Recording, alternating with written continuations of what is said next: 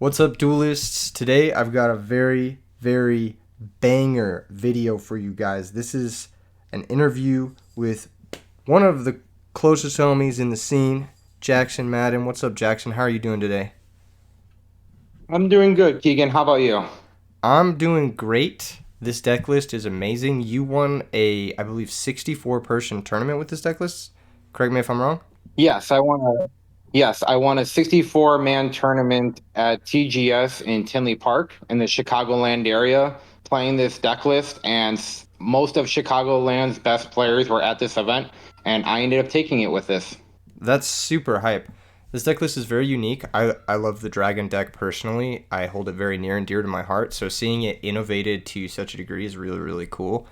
Obviously, the first thing on everyone's mind is you decided to play triple Blizzard Dragon. How is this card for you? What does this card contribute to the deck that obviously I've never really played extensively with this card, but how did it do for you?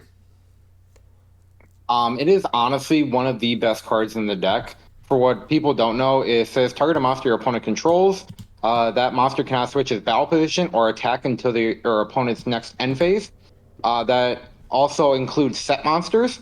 So when you go against Vayu, which is a very popular deck, generally with this deck, if they go set right, go pass, you generally never have a favorable trade into that generally. And Blizzard Dragon allows you to be able to target the right go and have it to where they can't flip it on their next turn, or a hamster if they end up setting it. But it allows you to basically prolong the game long enough to where you can draw red MDs, future fusion, other good cards to where you are allowed to actually out the Raiko proactively instead of letting them plus. You actually get to like extend the game a little bit more. Also, dealing with large attack monsters while it's already resolved, like a resolved Caius, is somewhat of a problem. And I remember your version was playing DD Warrior Lady to be able to out the Kais, but either you are taking life points to be able to deal with it then, or you have to wait till your opponent's attack into it, which just wasn't how I liked it. Also, it's a dragon that can be summoned while Drago is on the field, which is very nice to be able to red MD basically freely and not worry about bringing back lights or darks, and it's just a big monster. Like it actually ties with Shura, it ties with Laquari, beats over most monsters. Like in Vayu, they're one of their larger monsters, a Dark Refer, and it just beats over it. It well overperformed. Yeah, this is. I mean, now that you're saying it, it deals with a lot of things this deck would have trouble dealing with. The big monsters, but also another card that I found kind of annoying for this deck to deal with is Spirit Reaper, and this guy targets it and just blows it up. So, very creative, Yes, it is very an very inherent creative out. Alpha Spirit Reaper, which just Sorry, you cut off there. Would you mind repeating yourself? no, it's all good. Yes, it is an inherent out to Spirit Reaper, and just like even if they like bottomless the Blizzard Dragon, it still targeted the Spirit Reaper, which means the Spirit Reaper still dies, which means it is no longer on field. Yeah, which is the big upside of this. There's a couple other things about this deck list besides the Blizzard Dragon that is very unique. Obviously, you've cut the Masked Dragons, the Totem Dragons, as well as the White Knight Dragon or various big dragons like Light and Darkness Dragon that some people do play. Um, how did you feel missing out on that like huge dragon body? Did you feel like you ever needed it, or was it something that you just never really wanted to draw? Every game that back when because I started this deck list with your list and just went from there. And every time I drew a Mass Dragon, Totem Dragon, or White Knight Dragon, it was always a brick. Like not always, but like 90-ish% of the time, it was just a bad card in hand. It didn't do what it needed to do, and it just was not helpful. And it just didn't progress the game state. There were many hands in which I would have like a Red MD and White Knight in hand, and I just needed to draw into a normal summon, and I just didn't draw into one, and it just never performed in the way in which I liked it, and it never did enough against the matchups in which I was commonly playing against or the bad matchups. It was very good against the matchups that are already pretty good for you, but just not against like your bad matchups. And I don't, I would rather beat the bad matchups than demolish the good matchups. I see what you're saying. I see what you're saying. Like rather have like game against everything instead of just like free roll some matchups that you're probably going to win anyway, even without those big dragons. That makes sense. Um, I agree. instead of those big dragons, you've got big boy or spear dragon, and then you've got a luster dragon as well. How do you feel about these two cards? I'm honestly a big fan of Luster Dragon myself. I think this card is very underrated.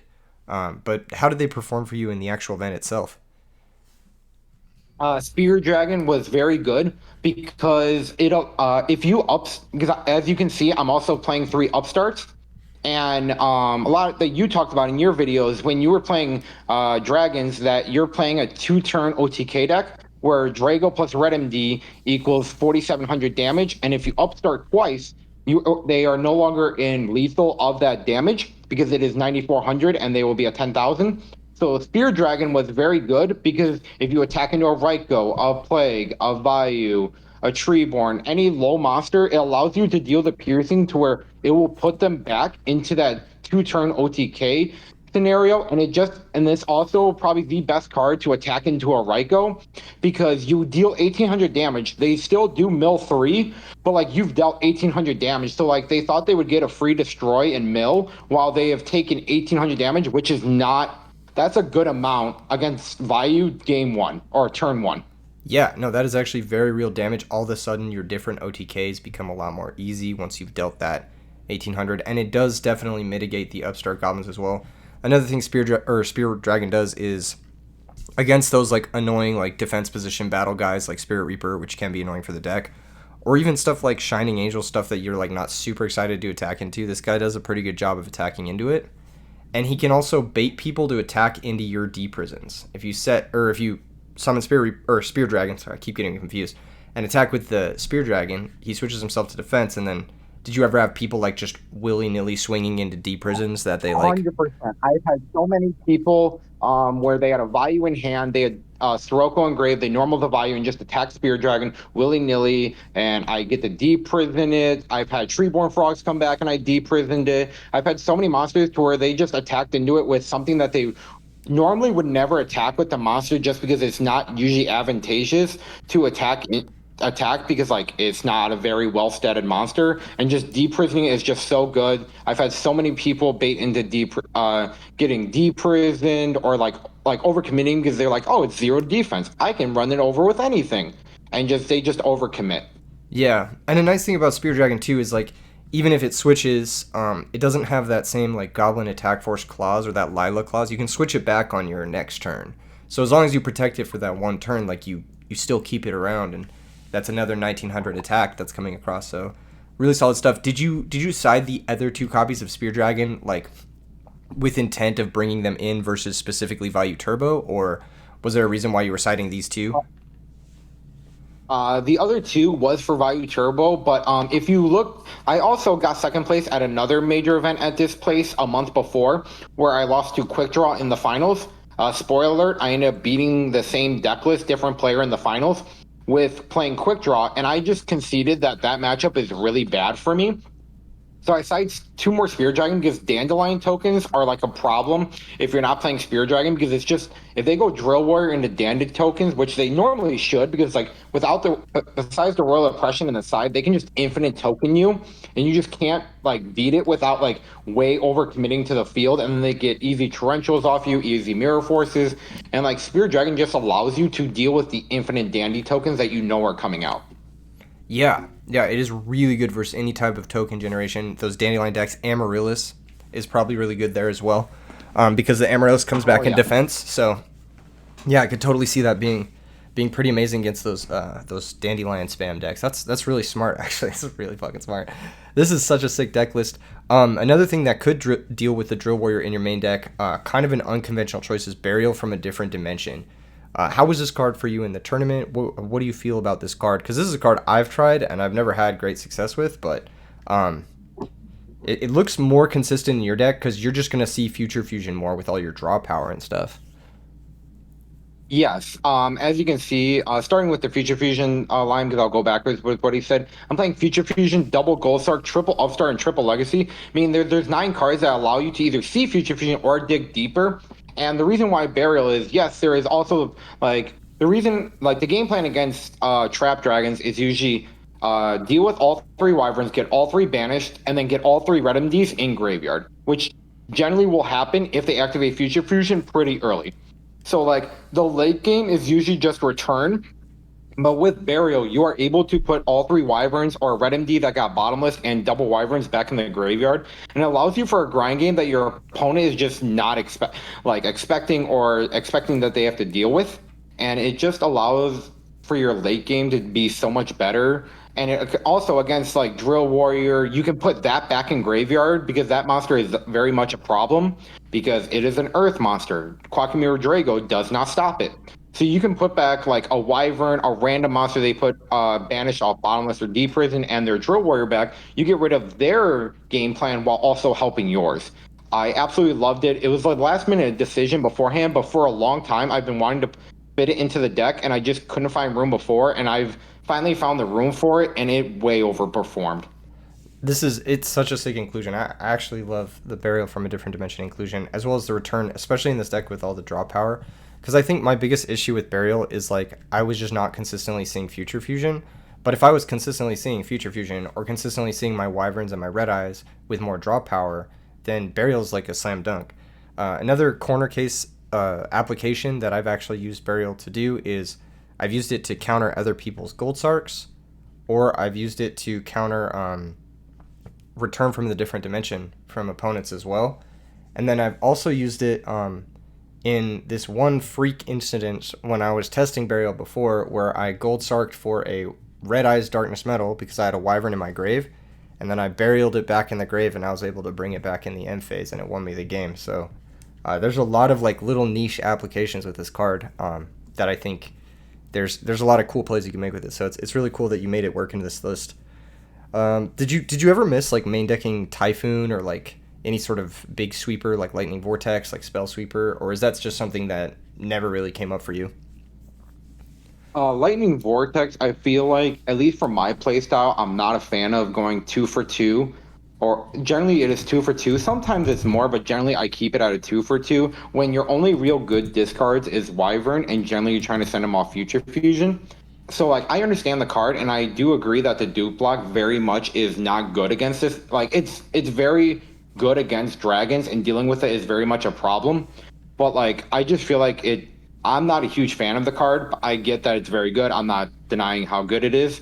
And MST, I'm very known for missing 50/50s, like exact 50, like MST 2 back row. If one's a judgment or a destinator, one's a random card, and you have to hit the one for Future Fiend to resolve. I think I have hit two 50/50s out of 16 or 17.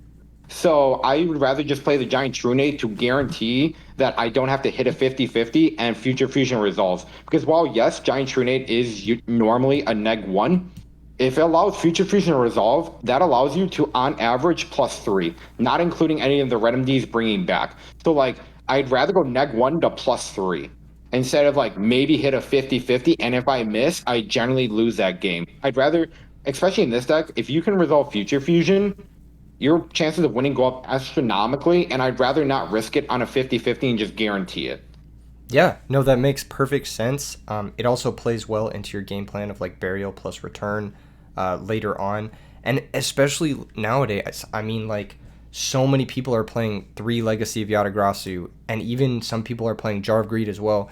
So your chances of 50/50s turning into even like 33/67s like is way more likely now that everyone's playing these chainable traps and everything. So just having a spot removal spell card is oftentimes not going to cut it, especially if your game plan is just you just need to stick this card and then you win. So no, that makes perfect sense. Another thing, back to the Lightning Vortex thing, but you do have Book of Moon, which does out the dupe block, and you do have Torrential, and you do have double Gold Sark and a whole bunch of ways to dig to those cards. So it's not that bad, honestly, in your list. I think it's about as good as it is in like some of the other lists that I've played as well. Usually the cards I dig for are like Brain Control, Book of Moon to out the dupe block, and yeah, it should be fine in this list as well. The one Exploder Dragon, was this for like Colossal Fighter? Because like without, like, of course you can tutor it off Future Fusion and Gold Sarks, but without Mass Dragon you like can't get it super consistently. So did you just have this as like a one of out to those types of cards? Yeah, it's generally a one of out for those cards. Also, if you look at the list and actually think about if a Lightsworn player is like at the top level of play and they understand how your deck works and understand how to beat it, Generally, this deck cannot beat a light monster in attack, a good statted light monster in attack mode with Honest in hand. Like they can just never OTK through it. And Exploded Dragon allows you to attack through it. Also, Exploded Dragon allows you for Machina Fortress. And it's a target in which, if you need it in the matchups, you can always send it off Future Fusion instead of dumping like a Drago or the third Wyvern. Because like if you need it that much, you will send it. Like you will send what you need when you need it.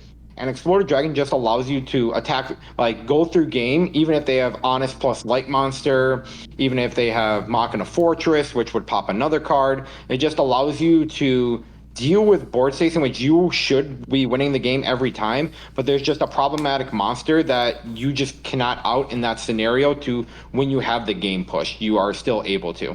Yeah, yeah. It's also very nice versus Blackwings because of Kalut and Armor Master. Those are two cards that it helps you play through as well. So it just has a lot of applications, and I'm happy to see that you still included it because without the DD Warrior Lady especially, it can be very difficult to play through Honest or through Kalut specifically. So Exploder Dragon does seem pretty important. Is there anything else about the main deck that you wanted to touch on before we moved on? The rest of it looks solid, but it looks like kind of like carryovers from previous lists that we've seen. The one Book of Moon I am not a huge fan of. It is more of the succession to the do block, purely because of if a good most frog players I'm expecting to be good now because of how popular it's been. But it's more of a succession to the dupe block. If I could find a better card that's a one of that can out the dupe block while also being versatile, I might replace the Book of Moon, but everything else performed beyond astronomically good. Even the vanilla Luster Dragon, the reason why that's also in there is because of the Hero Beat matchup. That matchup is notoriously bad because generally their monsters are just bigger than yours. They have Gemini Spark, Hero Blast, and all that. And it's the only 1900 or above dragon at the time that's a non-light or dark that can be summoned while Drago is on the board. A lot of the quote unquote weird monsters I'm playing is because I wanted monsters that could always be summoned while Drago is on the board.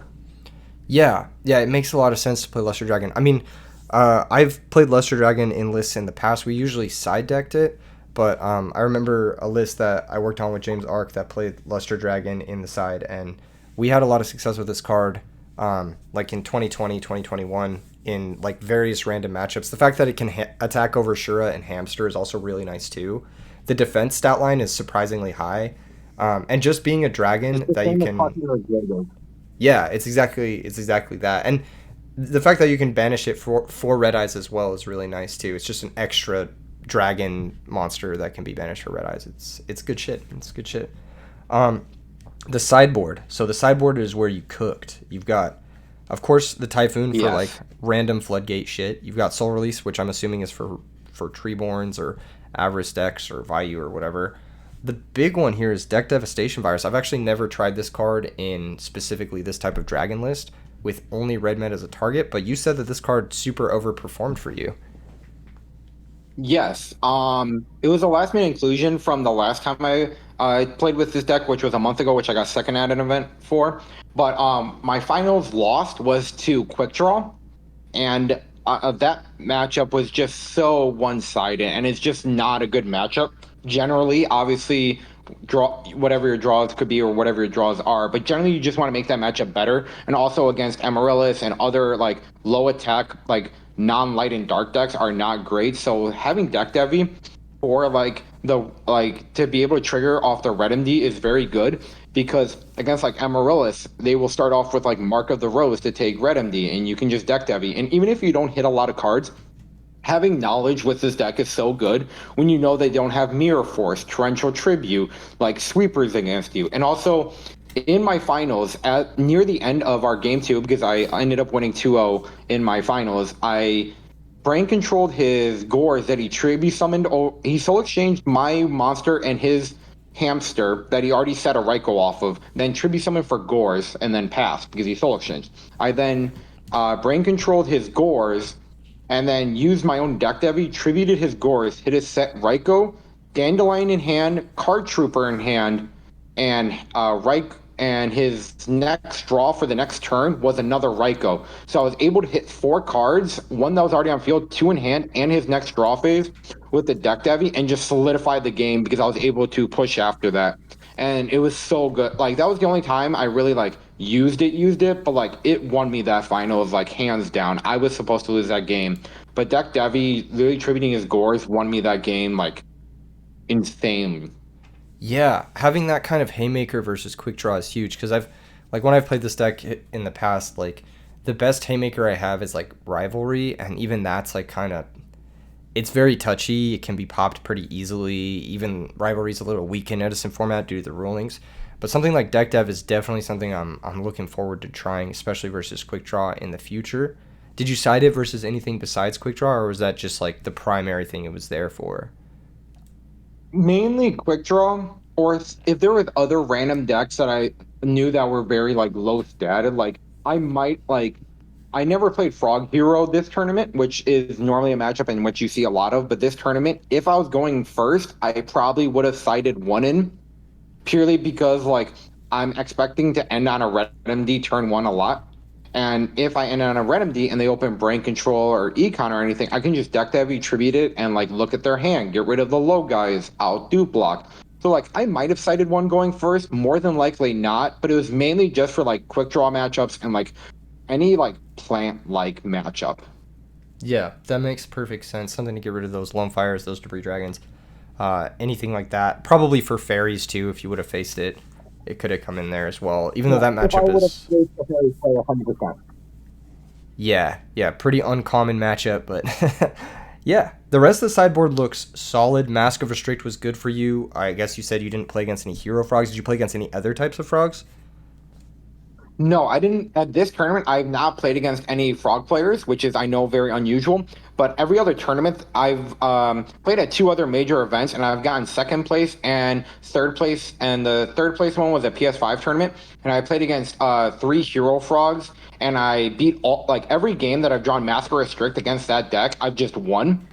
That's insane. And in my last tournament that I got second at, I played against 2 hero frogs, and every game that I saw Masker Restrict, I also won. Like every game I've seen Masker Restrict in that matchup, it just won me the game, like hands down. It's so good of a card. Yeah, I've had a lot of success with it personally versus frog decks as well in the past, and it seems like this is no exception. Did you enjoy the seven tools of the bandit at all? This is a very interesting card. Um, I haven't played with it much in recent history, but I used to like this card a lot when I first started getting back into Edison in 2020. Was this a card you were happy on or sad on or had mixed feelings? How did it feel for you in the tournament? So one of my players, because I own a team on the grind. One of my players who just won RBT LA, Hector Tellez, also known as HT19. Him and I started theorizing with Turbo Draw Blackwings about a year ago for RBT Orlando, the one that Sackface won. Yes. And we've been playing seven tools in that. We were playing seven tools in that deck, and ever since that deck, I have loved seven tools because it allows you to end the chain link, and it also allows you to have an extra card to deal with Solemn Judgment.